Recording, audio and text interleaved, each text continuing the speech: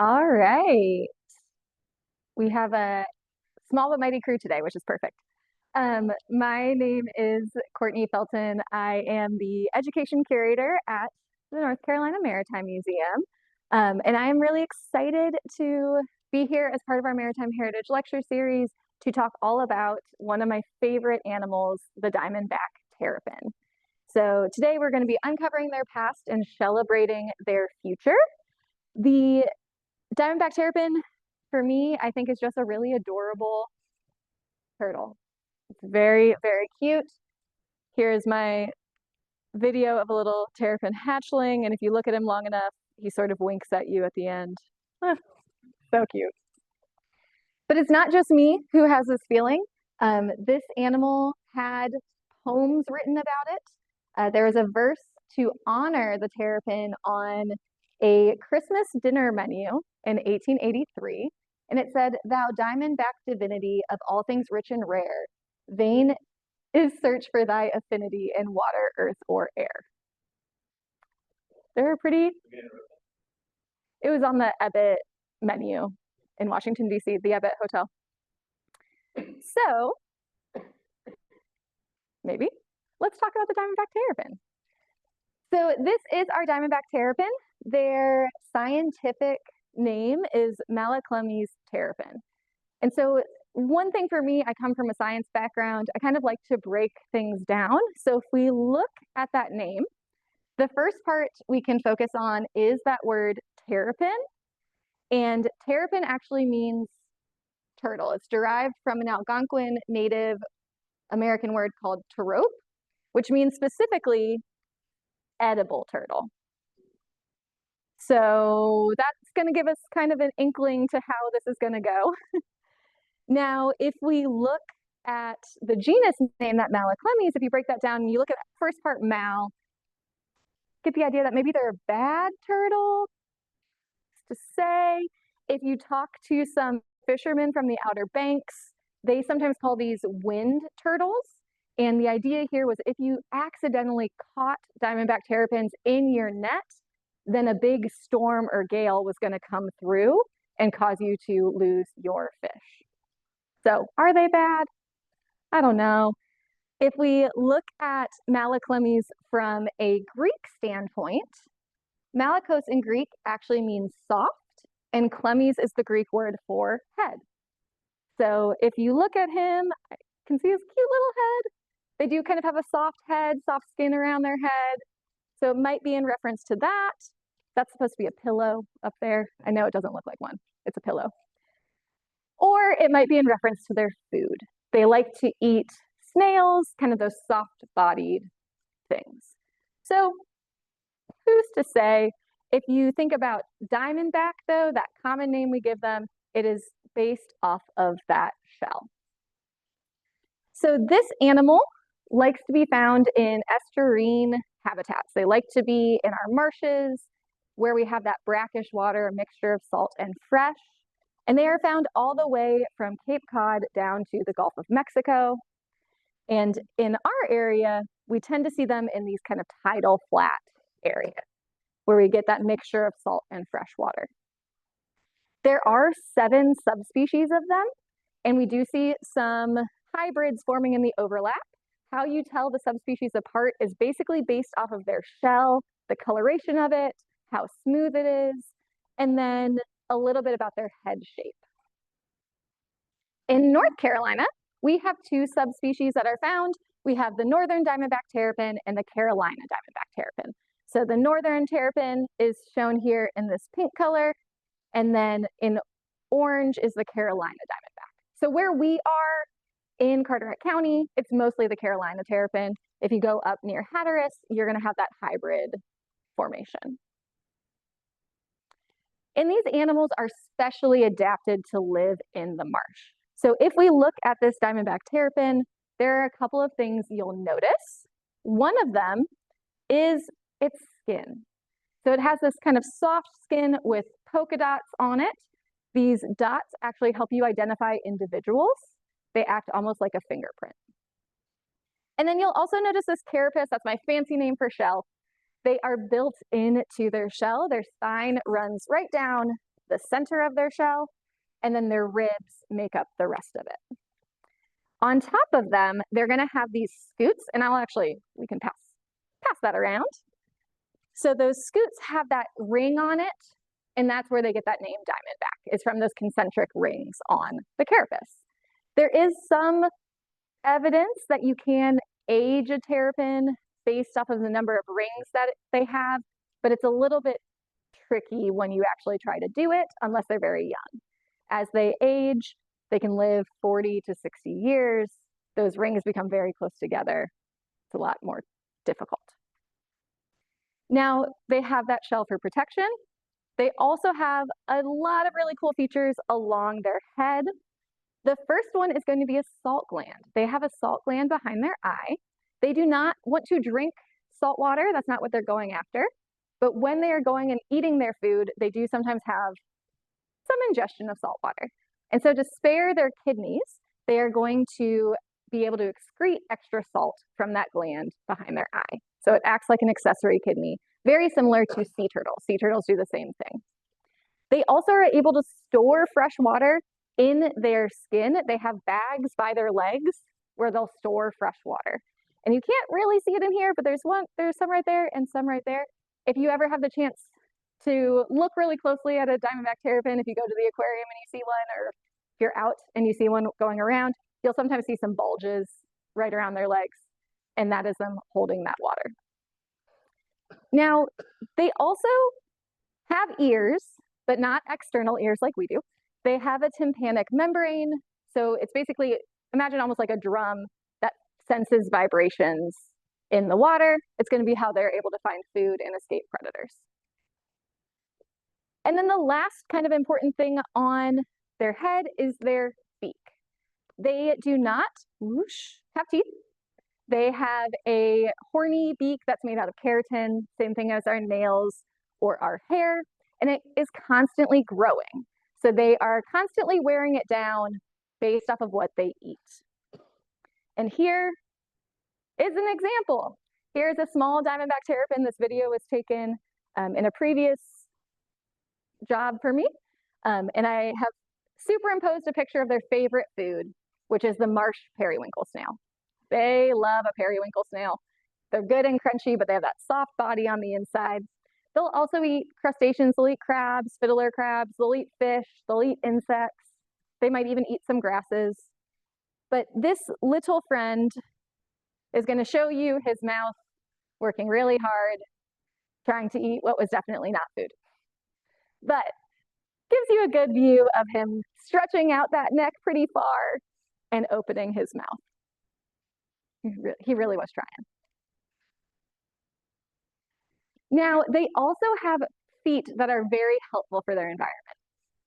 They have large webbed feet with long nails, and those nails are important because while they spend almost all of their time in the water, they do need to climb out onto that slippery mud and make their way around. So having those nails allows them to climb up. And this video is going to show a larger female terrapin swimming by. You can see those big, large webbed feet making their way through, and then those nails.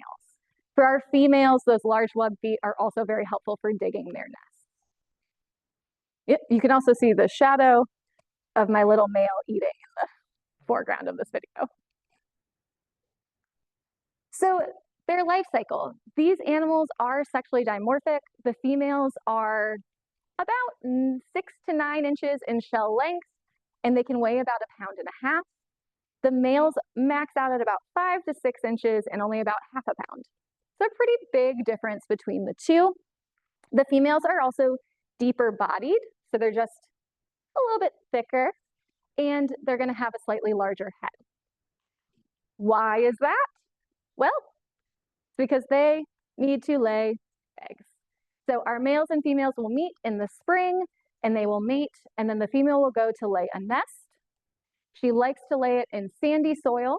She'll use her back feet to dig a hole about 6 to 8 inches deep, and then lay anywhere from 4 to 18 soft, leathery eggs. They have a lot of site fidelity, similar to sea turtles, where they will come back to the same areas to nest year after year. After about 60 to 90 days, you end up with our little hatchling terrapins. They come out about the size of a quarter, maybe a $50. And if it is too cold in the autumn months, they will actually end up staying in their nest over winter and not coming out till the spring. So it just kind of varies on what the weather is like when they are emerging. After about 5 to 7 years, they will become sexually mature. Years is a iffy subject. It's more about size. So for our males, they are mature at about 3 to 3.5 inches in shell length. And for the females, it's a little bit closer to about 5.5 inches. And then from there, the cycle continues. And it continues for many years. We have evidence of female Diamondback terrapins still reproducing in human care at least after 40 years. So, and it was an adult by the time it came to us. 40, yep. 40. Mm-hmm. They could have lived longer, and they also may have been reproductively active longer too. At that point, it was released to the wild, so we just aren't sure. So now that we know about them and what they look like, how they live, we're going to talk about their past. So as I started it, these guys have really been an edible turtle. Their history is one of being an edible turtle. We have evidence of native tribes from Maryland down through Georgia consuming terrapins. The reason we know this is by looking at these shell mounds or shell middens. These are basically trash piles from these tribes. All of the things that they consumed would go into this pile, and that's how you get the shell rings down in North Carolina and Florida. If you've been to Harker's Island, out where the National Park Service building is, that area is called Shell Point, and it is a shell mound or a shell midden. And so they do archaeological digs in these middens to look and see how these individuals were making their living. We also have written evidence of this as well. Thomas Harriot, in his A Brief and True Report of the Newfound Lands of Virginia, talks about turtles and their abundance. And the quote that I have written down says, "There are many tortoises, both of land and sea kind. Their backs and bellies are shelled very thick. Their heads, feet, and tail, which are in appearance, seem ugly, as though they were members of a serpent or venomous, but notwithstanding they are very good meat, as also their eggs." So, okay. We also know that Confederate soldiers were supplementing their rations with Diamondback terrapins. We have evidence of enslaved African Americans along coastal plantations eating Diamondback terrapins. And then as we continue on in time, as we get to the late 1800s and early 1900s, we start to have newspaper articles talking about these turtles. And this one comes from the Goldsboro Headlight in 1889. And it's talking about just like life history of the terrapin, but they title it "A Savory Reptile," which to me suggests they were eating it. And we know they were. They were eating it both in steak form and as soup. So there's so many words on this, don't even worry about reading it. But the males tended to be used primarily for soup because they're a little bit smaller. The females were used for steaks and also soup. But in these articles where they're talking about it, they say terrapins were the best of the turtle tribe. They are usually cooked with the shell on for various dishes and considered best and fattest in the months of November, December, and January. The females were the most sought after, not only because the most highly prized contained eggs, but they were more tender than the males. Kind of interesting. Females over males. We have newspaper articles about it. We have it on menus. In this menu, I know that you can't see it. It talks about terrapin Maryland style. And so the Maryland style terrapin was a soup dish where they would stew the terrapin, remove the skin, remove the nails, remove the shell, and then they would cook it with eggs, cream, butter, spices, sherry, and then add a little bit of wine at the end just to add to the overall dish. If you had a Philadelphia style, then they also included the terrapin eggs. And we also have other evidence of this. This is the bill of fare or the menu from President Lincoln's second inauguration. And up here at the top, it says terrapin. They were serving terrapin as an appetizer. How they were serving it, I don't know, but they were serving it. And it wasn't just President Lincoln. We had it on many, many presidents' menus. We have Grover Cleveland right here, who actually included a dish of terrapin soup in the first White House cookbook in 1897. You have President Taft, who was known for his love of food, who had to have a chef who was able to make Taft terrapin soup specifically. Taft terrapin soup included 1 whole turtle and 4 pounds of veal. He used it on many, many menus when visiting dignitaries were in town, and he would serve it with champagne. And then finally, we have FDR. FDR served terrapin with cornbread sticks, so a little bit less fancy of a meal, to King George VI when he visited the White House in 1939. So we're seeing this over a large span. Now, additionally, we also are going to have it start to move to the house. So we have Heinz and Campbell's marketing turtle soup starting in the 1920s. This was both sea turtle, snapping turtle, and terrapin. And then we also have many cookbooks that start to have this recipe in it. We have the 1902 Mrs. Seeley's cookbook. We also have The Joy of Cooking, the 1930 edition, and it had it all the way through 1970s. And then it went away. And then in 1997, they put it back in, and there was a lot of uproar about adding terrapin soup or turtle soup back to the cookbook. So what does this mean? There is a lot of money to be made in terrapins. If it was becoming that popular of an item, we're seeing it in the White House, we're seeing it in cookbooks, we're seeing it in restaurant menus, there is money to be made. And our area, we have a lot of estuary. So it is potentially a really good spot to look for it.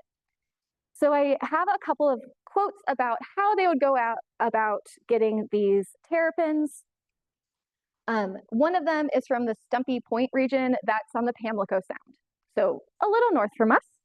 But this quote from 1902 says, according to one that is believed to be authentic, these terrapins were once an occasion of much annoyance in the Stumpy Point Bay region, it being sometimes necessary to lose a haul of fish because the quantity of terrapins unavoidably taken when hauling a net near the marshes prevented the drawing of the net. There were so many terrapins, you could not bring in your fish haul. They were a nuisance. And so very entrepreneurial men started to take them out. So there were a number of ways they could do that.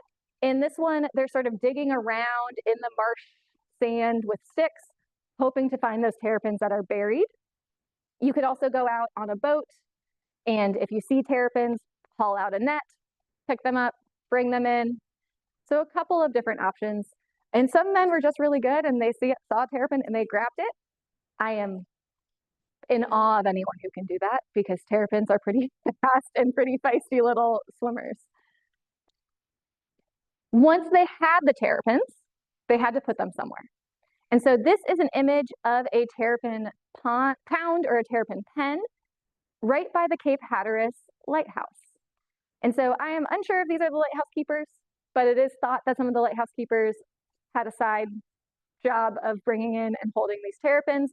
And all of those little spots are Diamondback terrapins.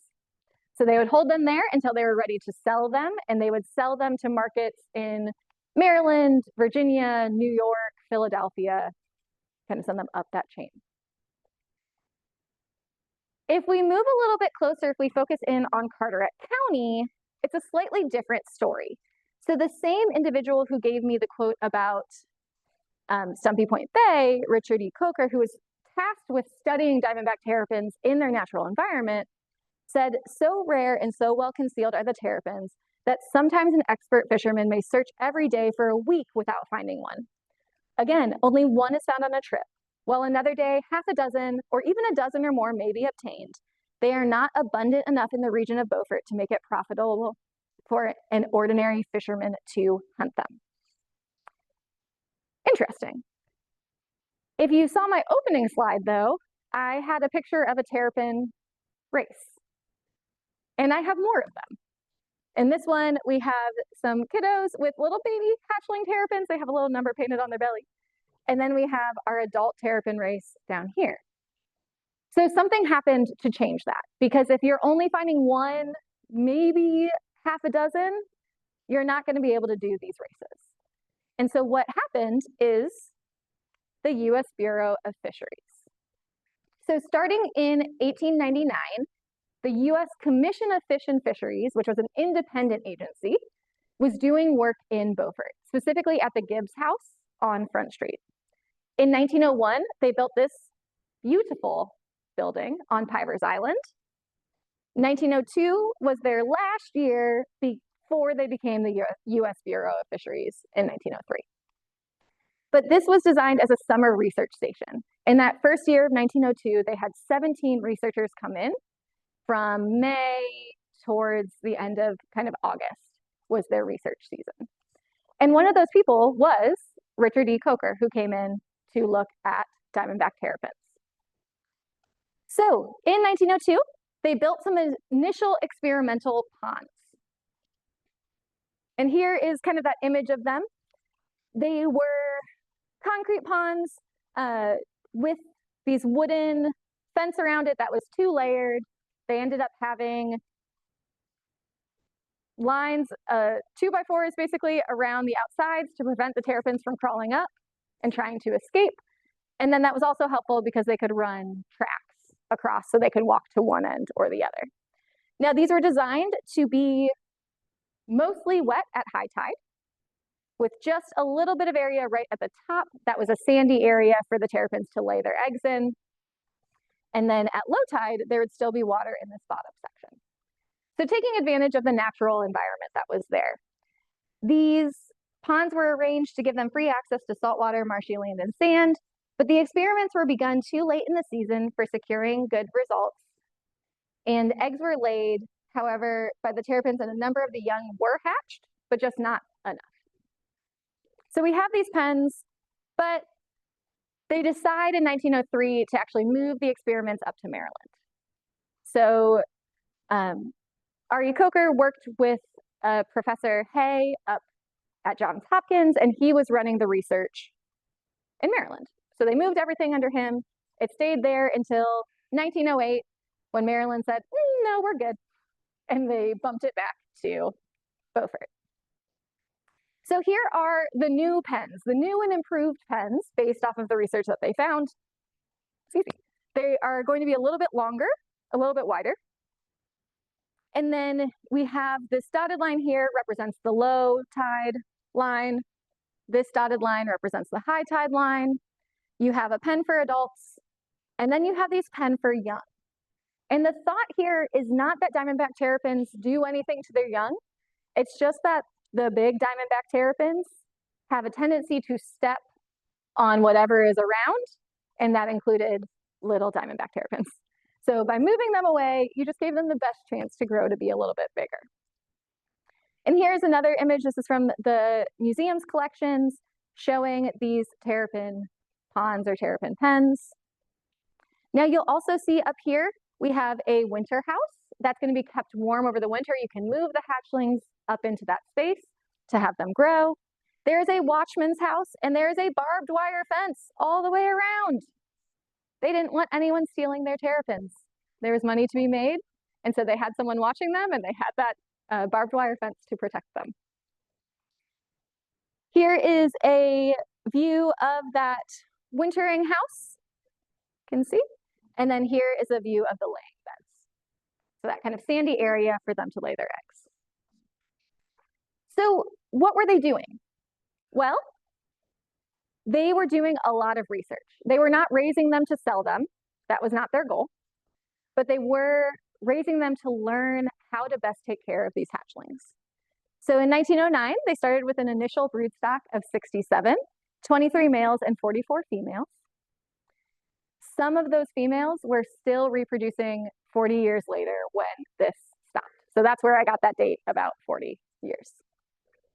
And they did a whole bunch of experiments, mostly focused on rearing these animals. So they were looking at space requirements. How much space do the hatchlings need? How much space does a 2-year-old need? How much space does an adult need? The size of the egg beds. They wanted the beds to be big enough that they could easily find the eggs, but small enough that, well, big enough that they didn't lay on top of each other and crush someone else's eggs. Small enough that we could find them, but also the right size so that they didn't try to lay an egg in an area that was affected by high tide. There's just a lot of balances in here. They looked at the sex ratio out in the wild versus the ratio that's best for breeding. They tried to figure out the best way to increase growth, which I fully understand why they had to do this scientifically, but in my head, what they found makes sense, which is if you keep them warm all winter so that they don't go into their brumation hibernation stage, and if you feed them fresh fish, they grow a lot faster than if you don't feed them fresh fish and you let them brumate or not eat all winter. So not overly shocking, but good to know. They looked at disease control. They wanted to make sure that they had healthy terrapins. They did some selective breeding for different traits, so different shell sizes, different head sizes, and then they did do some crossbreeding of subspecies. So they brought in some Texas, Gulf of Mexico terrapins and bred them with the Carolina terrapin to see what happened. And this program ran for 39 years. And there was one individual who was there for almost all 39 of those years. And his name is Charles Hatzel, and he plays a really important role in this next story. The information that they were providing was public knowledge. It was published, everyone could look at it, they could see the results of this. And so enterprising individuals went, well, they're figuring out how best to rear them. We could do that privately and then sell these terrapins. And we could make a good amount of money. So the Diamondback Terrapin Company was begun in Beaufort. It's created by Dr. Charles L. Duncan, Charles Hatzel, and F.E. Williams. And they started out with 3,000 terrapins, about 1,100 of which were matured, and they were ready to start producing. And they figured it would take a couple years to get those hatchlings up to a marketable size that they could sell. Well, it is thought that they were very successful. So they started April 1913. Next year, it will market the first crop. It expects to put on the market not less than 10,000 Diamondbacks a year. With Diamondback terrapins selling at $20 to $60 a dozen, this crop of 10,000 terrapins will be sure enough a money crop. That's a good investment there. And then this image from 1920 talks about the overwintering huts, that warm hut. And in here, they had more than 25,000 newly hatched terrapins being kept warm all winter. And with them being kept nice and warm and being fed, that meant they were going to grow faster. So 25,000 terrapins growing quite quickly. So what does this mean? Well, if I told you $20 to $60 a dozen, it's a pretty good chunk of money, but we don't know where it started. In the 1850s, you could spend about 75 cents on a dozen terrapin. 1914, 1915, we're talking $20 to $60 a dozen. It's a pretty big increase.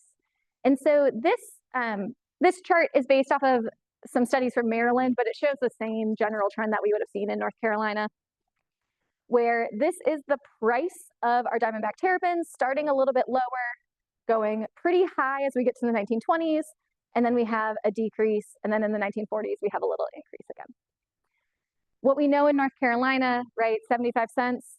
Starting in 1860, we started to send terrapins up to Virginia and Maryland. We started selling them out of state because we didn't want those Maryland and Virginia fishermen coming in, taking terrapins from Carolinas and then selling them in Maryland as Maryland terrapins, which they had a tendency to do. not just with terrapins, also with oysters and blue crabs. It was an ongoing issue. Now, at the same time, we have this big rise in price. We have a really big decrease in the amount of landings of Diamondback terrapins. So this line down here is showing landings. You can see kind of an increase in the mid-1890s, and then we have a decrease, and it stays pretty far down until 1940. And then we have an increase and then a decrease again. This makes sense. There's a little bit of supply and demand issue here. We have a really big demand, so that's why the price is going to go up when we have such a small supply of Diamondback terrapins. So why? Why do we have so few terrapins being landed? Well, a lot of it was initial overharvesting. We are taking all of these terrapins, we are getting rid of them, but there are species that takes, what did I say, 5 to 7 years to reach maturity? And their hatchling success rate is low. Maybe 1 to 3% of their nest will make it to adulthood. So it was not a well-regulated harvesting for a while. Thankfully, though, we did have some things that helped the Diamondback terrapin. One of them was World War I. During World War I, we have the cost of labor basically tripling. We have loss of workers because young men went to go fight in the war. We have the Food and Fuel Control Act in 1917 that basically cut everything to save for our troops and to give to our troops. And on top of all of that, luxuries were just not a thing. That's not what we were focused on during that time. World War I ends, but then we have Prohibition. And if you remember me talking about Maryland style soup and how it had sherry in it and wine in it, and how Taft liked to serve it with champagne, well, we get a lot of stories about this. This is one article, and it's actually talking about the Diamondback Terrapin Company in Beaufort. And this author says, hey, I met Dr. Duncan. I had one of his terrapins. I had it served Maryland style. It was delicious. I loved it. A year later, he runs into them again. And he runs into him at a fair, and he sets out to find the best cook in town who knew terrapin. He found the cook, and when he got the terrapin cooked, it turned out not to be Diamondback terrapin at all. Not the Diamondback terrapin of anti-prohibition days. The sherry wine was missing, and I discovered for the first time that Diamondback terrapins and the sherry might as well be any old terrapin or no terrapin at all. I swallowed my disappointment, or a liberal portion of it, and now I am wondering where Dr. Duncan is going to find a market for $50 a dozen terrapins in a land that has put the ban on sherry. Well, that's problematic for them. Now, we all know Prohibition was repealed. And so we have this article from the Beaufort News that says, now that the Beer King has again been enthroned, what about the Diamondback terrapin down here in Carteret County? We used to have it with alcohol. Now that alcohol's back, are we going to start to be able to eat this Diamondback terrapin again? If we do, it could be great for workers. My favorite line at the end of it, though, says, surely the pretzel will not crowd Sir Terrapin from the stage of this new American drama. We also have federal attention helping out these terrapins. So think back to my Beaufort lab, think back to our lovely Pivers Island lab right here. They were very successful, highly successful in what they were doing. So this chart I put together by looking at a lot of reports from the Fisheries Bureau over the years. And we are looking at the average number of terrapins per year. So in 1911 to 1915, that number is maybe about 1,500, 1,500. And then as we get to the end, 1937 to 1941, we are going up above 14,000 a year. So that's pretty good. We also have articles that agree with this, talking about how the state expects to release 50,000 young Diamondback terrapins in 1925. And then here's that Captain Charles Hatzel, that same guy working with the lab and then also working with the Diamondback Terrapin Company, planting nearly 15 1,000 baby Diamondback Terrapins in Eastern Carolina this year. So pretty successful there. Over the course of the 39 years, they released almost 250,000 Diamondback Terrapins. And they didn't just release them to North Carolina, they also released them in South Carolina, Virginia, Maryland, Florida, and weirdly, California. There were some California researchers who came over and learned all about the Diamondback Terrapin and then took it back to them. There are also some researchers. I do not remember off the top of my head, but I have it. I can get it to you. And then also some researchers from Asia came over and learned about Diamondback Terrapins and how to rear them and took that information back as well. So this is really good. This information was also really helpful in having North Carolina create laws to protect these animals. And so the last thing that happened to them that helped them was state laws. So we get these initial laws in the 1800s. In 1850, the state said, no, non-residents, you cannot come in and catch our terrapins. We do not want that. We want to sell it to you for money. Do not take it from us. And then in 1881, they prohibited the take of Diamondback Terrapins from April 15th to August of any size, and prohibited the take of any less than 5 inches at any point during the year. Basically hoping to get those small ones big enough to start reproducing. This 1881 prohibition continues to be passed and continues to happen year after year after year. This Farmer and the Mechanic article talks about the use of drag nets and also that same prohibition of Diamondback Terrapins, and this is in 1912. And then also from the 1920s to the 1930s, we have some just straight closed seasons. So they closed the fishery for 5 years from 1925 to 1930 to try to re-up the numbers. And that's probably partially of the reason why we see a big increase in catches again in the 1940s is due to this fishery being closed and then releasing the terrapins into the area. So what about today?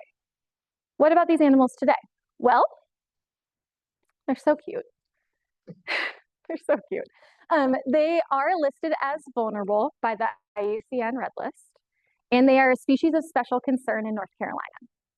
So basically, their numbers are declining. It's not a huge decrease, but they aren't increasing. And they cannot be collected or taken except under a special permit, which means I'm so sorry for anyone who really wanted to have a Diamondback Terrapin as a pet. You cannot do that in North Carolina. And then we do have 2 Diamondback Terrapin management areas down by Wilmington, one in Masonboro Sound and one in the lower Cape Fear River. What that means is in those areas, if you are crabbing, you have to follow a few specific rules. So there are rules on when you can do it, how long you can do it. Also rules about having bycatch reduction devices or things that prevent terrapins from getting into the crab pot. So what are their threats? If their population is declining, what's going on? Well, we have a few things. One of them is habitat loss. North Carolina's lucky. We have 220,000 acres of salt marsh. That's a ton of salt marsh. It's wonderful. But that habitat is unfortunately degrading due to improper land use, due to boats not slowing down as they're going through our marshes and our waterways, also due to stronger storms, stronger hurricanes coming through, and also sea level rise. Marshes are designed to adapt and make those changes, but it takes time. And if sea level is rising faster than they can combat, we're going to lose those habitats. Also, crab pots. We like blue crab. Blue crab is a huge fishery in North Carolina. It's a very important fishery. Terrapins also like to eat the smelly fish that we put inside a blue crab pot. Unfortunately, they breathe air, so if that pot stays submerged, that terrapin can eventually pass away, being in that pot. And what we tend to see is that if there's one terrapin in a pot, you tend to have multiple terrapins in a pot. They found one derelict or like a ghost crab pot, one that was not continuing to be fished, that had 29 Diamondback Terrapins in it. And they estimate, I think it's 80,000 Diamondback Terrapins are caught in ghost crab pots every year. This is 80,000, but not just in North Carolina. along the whole range. Road mortality. My Diamondback Terrapins, I said they had site fidelity, so they've been coming back to areas sometimes before we built roads across to lay their eggs. And so every year we do see Diamondback Terrapins that are run over by vehicles. Also by airplanes. I found a article from 2011 saying that the Kennedy International Airport runway had to be closed because 100 Diamondback Terrapins were crossing the runway trying to get to the sandy area where they laid their nest. And it was also closed in 2009 because 75 Diamondback Terrapins were trying to cross and make their way. So road mortality is an option here. They did collect all the Diamondback Terrapins and then release them. They were fine. They did not get hit by the airplane. Predators. They are a very popular food item, especially their eggs and especially hatchlings. We see coyotes eating them. We see raccoons eating them. You could have a fox eat them. Kind of a broad variety. One of the bigger issues currently is humans are living closer to where Diamondback Terrapins lay their nests. And we have a tendency to bring different predators than are normally there. So raccoons being one of them. Raccoons like to eat human trash. They start getting into that area, they can also start to eat the terrapins. Same with rats and things along those lines. And then also pollution. These animals are what we would say an indicator species. If you have Diamondback Terrapins in your marshes, that means that it is a healthy marsh. We want to see Diamondback Terrapins there. So if we have pollution in those areas, it could be something that they could ingest, it could be something they get tangled in, could just be unclean water so they don't have good food sources. All of those can impact this animal. So now that I have said all of the negative things, can talk about what we're doing right. So terrapin conservation in North Carolina, we are doing a lot to help these animals. So one of them is a citizen science effort called Terrapin Tally. It was started in 2014. What they do is you go through a training and you learn how to spot Diamondback Terrapins in the wild, and you go kayaking a route and you count the terrapins that you see. I went out this past year and did it along the Rachel Carson Reserve, and we had a huge day. We saw 13 Diamondback Terrapins along our route, which was really exciting. The next day we went out and we saw 2. But the 13 day was really exciting. So this is done in partnership with the Coastal Reserve, the National Park Service. We have the aquariums involved. We have the state parks and also North Carolina Fish and Wildlife. It's a big partner group. And this information was used to create, help inform the Diamondback Terrapin management areas down by Wilmington, and then maybe potentially up by here once we get a little bit more data. And then finally, they have made it so if you are out, if you're walking along the water and you see a Diamondback Terrapin, you can enter that information. It doesn't have to just happen during the Terrapin Tally. So this QR code takes you to their app where you can put that information in. And I will show that again at the end if anyone is interested. Now, crab pots, probably the biggest issue that we have here. There are a few things that are being done to help with crab pots, and they are bycatch reduction devices, or BRDs. So here is the first one. This is the one that I was most familiar with. It is that orange square that you place on the inside entrance here, and it just narrows that opening enough that an adult Diamondback Terrapin can't get in, but a crab who's going sideways still can. This is not the most popular among fishermen, because if you think about a true crabber, they're going to have many, many crab pots, all with 4 openings. They have to install 4 on each of those 100 crab pots of 400. Anyway, it just, the price adds up on it. They are more in favor of this second method, which is called a narrow funnel design, where basically the mesh here in a typical crab pot is 14 across at the front and 12 in the back. This narrow funnel design goes to 11 to 9. and it is built into the pot. So when they get this new pot, it already has this reduction built in. They don't have to add anything after the fact. And it has been shown to not impact the size of crabs that they're catching. One of the complaints with these ones is studies are mixed on this, but they feel as though they're catching smaller crabs. This one has been shown not to have that same impact. More studies need to be drawn out, but this is interesting. And this is actually designed by a North Carolina graduate student who was doing this work. And there was the New Jersey, I believe it's New Jersey Fish and Wildlife, was interested in this information and actually took it back up to see about implementing it in New Jersey, which is cool. Additionally, we have the Salt Marsh Action Plan. We are working to preserve our salt marshes. We want to keep them around.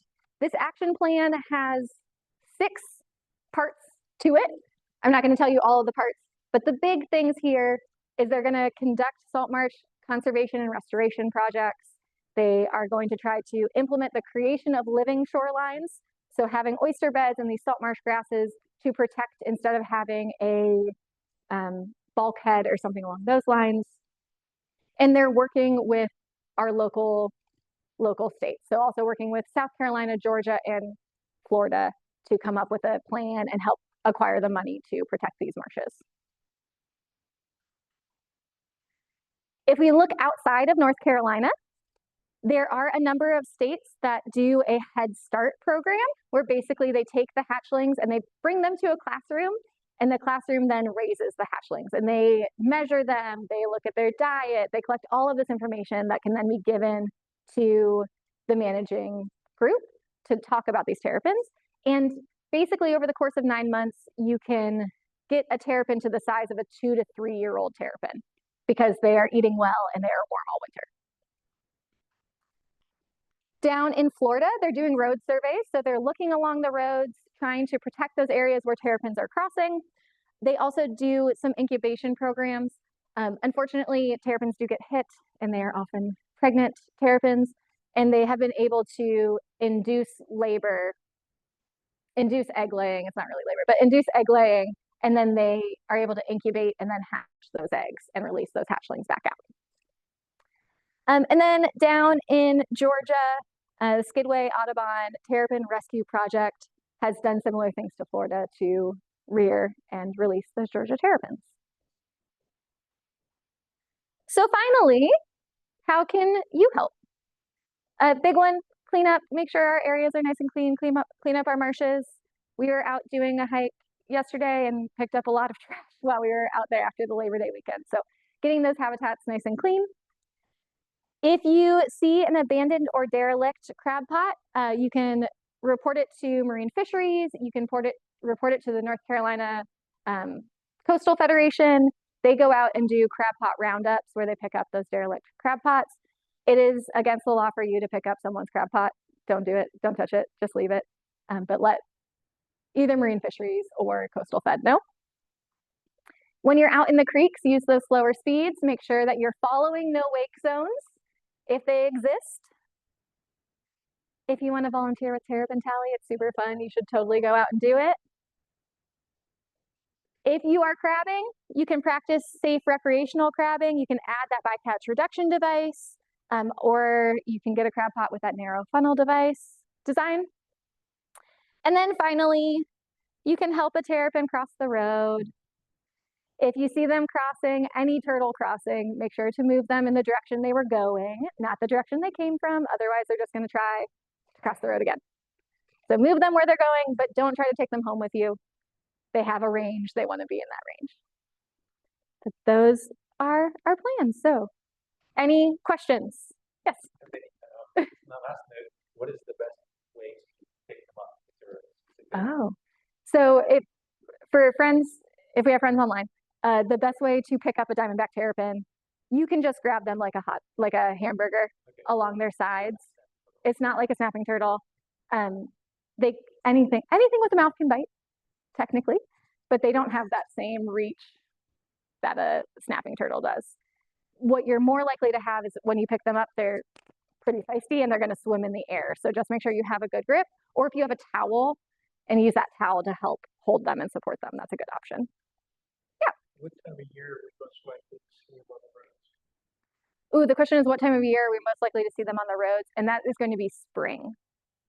Kind of our spring time when they mate kind of around April.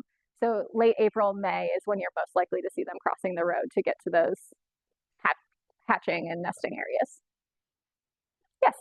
Notice, I always go back to the very first photo you had. Do that very first one you had. Nope. Anyway, on this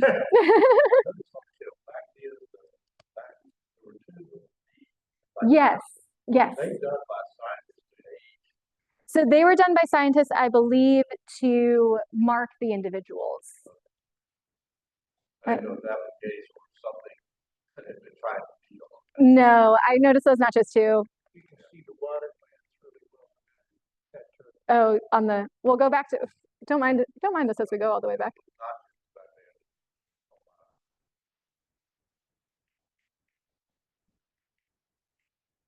Wow, I had a lot of clicks.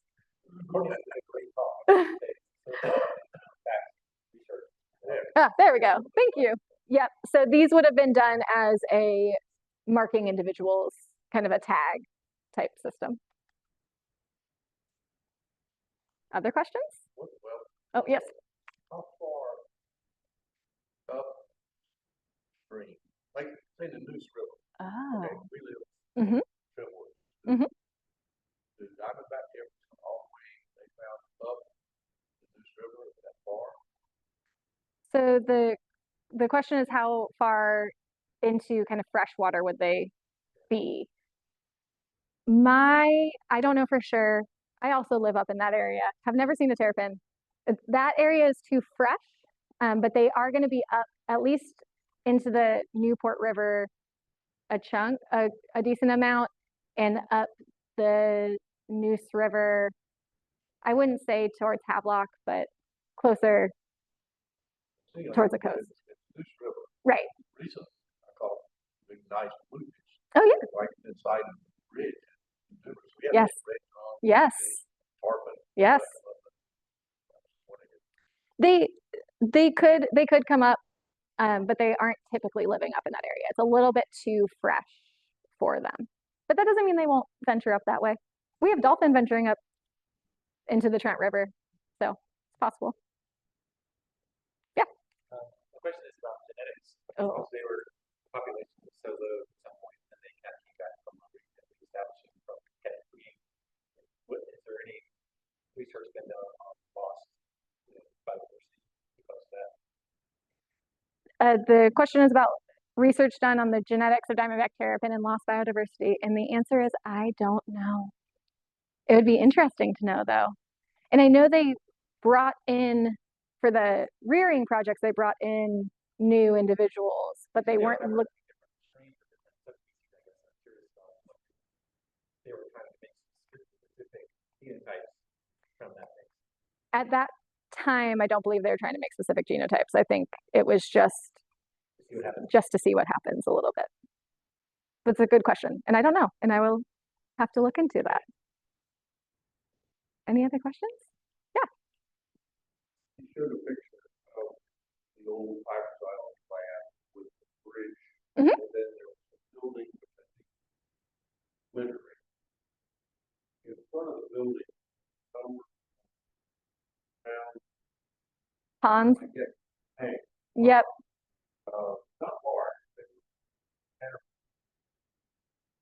What were those things? I believe, I don't know this for sure. The question is about, we'll scooch in time again. All right. This one. Yes. These round pens. I don't know. I believe they were used for other experiments that were happening on the island at the time. I don't know that they were related to the terrapins. This is on Pivers Island. Pivers Island, where the Duke Marine Lab and NOAA buildings are now. I don't know, Tom. That's a wonderful question. One of the reasons I asked when I first came to Pirates Island 63. Mhm. One of those ponds was still right through the road. They built Road around it. Interesting. Yeah, building. interesting.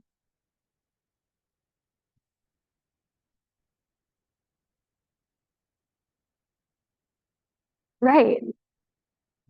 After it. Oh, it's what I don't know. I have that really nice, there's a really nice book that they talk about everything, all of the research that happened out at the U.S. Fisheries Bureau building. Um, I'll have to see if I can find what those ponds were for. I don't know. More research for me. Any other questions?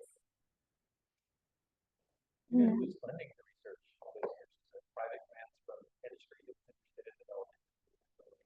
Government grants? It was just government. It was in a lot of most of at least the early research out at the lab was schools also, like universities. It was just that professor coming down and using the space. Right. And so they had funding from their own. Was that U.S. Fish and Wildlife? You know, like USGS, I was just curious. That is providing all. It was, yeah, I don't know exactly who. Good question. Yeah. I think it would depend. I'm sure it depended on what the study was. There are a lot of there's a wide variety of research happening in this area at that time. All right. Well, with that, I want to say thank you all for attending. Our next Maritime Heritage Lecture will be on the 18th, and it's going at sea, and it will be presented by Christine Bryn. So if you want to learn everything about how sailors relieved themselves, she is the person for you, and it's a great talk. I would highly recommend it. If you're interested in Diamondback Terrapins, want to learn a little bit more about their natural history, this book called Diamonds in the Marsh is phenomenal, but there are lots of great resources available. So check them out. All right. Thank you. Thank you, Courtney.